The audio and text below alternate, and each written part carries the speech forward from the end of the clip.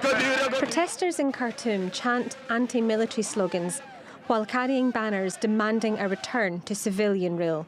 Huge crowds of people have demonstrated regularly since a military coup in October ousted the civilian Prime Minister.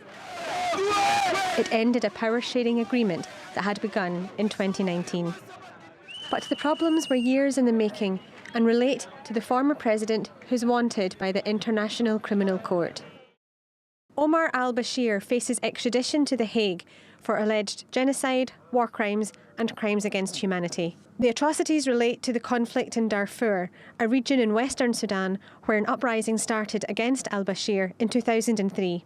Last year, the civilian government agreed to extradite him, but it's yet to happen, and the 77-year-old remains in prison in Khartoum after being found guilty of corruption. But with al Bashir's former military allies back in power, some analysts question whether they'll proceed with his extradition. At least 60 people have been killed since October during the protests against the military, and the country risks becoming an international pariah once more. It's all a far cry from a year ago when Sudan was trying to rebuild global ties.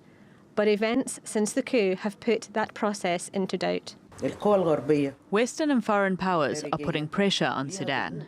The country's debts were relieved, but that decision might be revoked if the country gave up on the course of democracy. They might also put Sudan again on the US list of state sponsors of terrorism. Also, the African Union may suspend Sudan's membership if they consider the current situation a military coup. So there are various threats to the situation in Sudan. With charges like those pending in The Hague, Sudan is always going to have an eye on the past, even as protesters hope for a different future. Claire Herriot, TRT World.